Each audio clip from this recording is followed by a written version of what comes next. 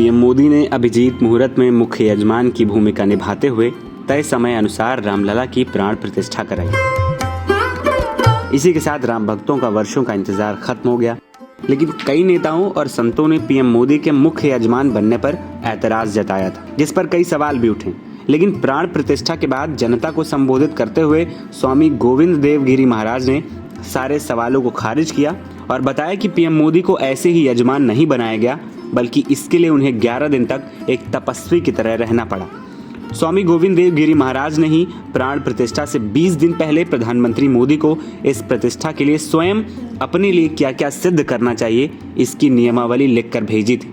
गोविंद देव गिरी महाराज ने बताया कि हम लोगों ने महापुरुषों से परामर्श करके लिखा था कि आपको 3 दिन तक उपवास करना है, लेकिन उन्होंने 11 दिन का संपूर्ण उपोषण किया। हमने एक समय अन्न छोड़ने को कहा था, लेकिन उन्होंने अन्न का ही त्याग कर दिया था। भगवान श्री राम की प्रतिष्ठा करनी है। भारतीय जीवनादर्शों के सर्वोच्च आदर्श भगवान श्री राम है और इन समस्त जीवनादर्शों की प्रतिष्ठा करने के समान ही यहां की प्रतिष्ठा रही है। इसलिए एक महान विभूति को ऐसे लगा कि मैं अपने को भी साधूं। मैं कर्मणा मनसा वाचा, कर्म से, मन से और वाणी से अपने को उसके लिए शुद्ध बनाऊं, सिद्ध बनाऊं, और उसका मार्ग तप ही है। भगवत गीता ने कहा, यज्ञ दान तप कर्म न त्याज्यम कार्य में तप। तप से ही विशेष परिशुद्धि होती है।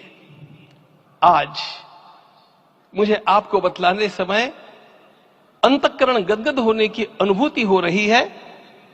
मैंने तो कहा था, हम लोगों ने महापुरुषों से परामर्श करके लिखा था, आपको केवल 3 दिन का उपवास करना है। आपने 11 दिन का संपूर्ण उपोषण किया। हमने 11 दिन एक भुक्त रहने के लिए कहा था, उन्होंने अन्न का ही त्याग कर दिया। महाभारत में कहा गया है, अनशन ये सबसे बड़ा तप है, अनशन। और उसको उनके जीवन में साकार होते हुए मैंने केवल देखा नहीं, मैं थोड़ा तार्किक हूं। आपकी परम पूजनीय माता जी से मिलकर के मैंने उसको रिकन्फर्म भी किया था कि आपका ये अभ्यास 40 वर्षों का है। ऐसा तपस्वी कोई राष्ट्रीय नेता प्राप्त होना यह सामान्य बात नहीं है। वे इन दिनों में हमने कहा था कि आपको विदेश प्रवास नहीं करना चाहिए, क्योंकि सांसर्गिक दोष भी आते हैं। विदेश प्रवास टाल दिया सांसर्गिक देशों के इस दोषों की संभावना के कारण, लेकिन दिव्य देशों का प्रवास ऐसा किया। नासिक से आरंभ किया, गुरुवायूर गए, श्रीरंगम गए, रामेश्वरम गए। इन सारे स्थानों पर जाकर के वहां के परमाणुओं को लेकर के और पूरी भारत माता के हर कोनों में जाकर के मानो वे निमंत्रण दे रहे थे कि आइए दिव्य आत्माओं, अयोध्या पधारिए और हमारे राष्ट्र को महान बनाने के लिए आशीर्वाद दीजिए।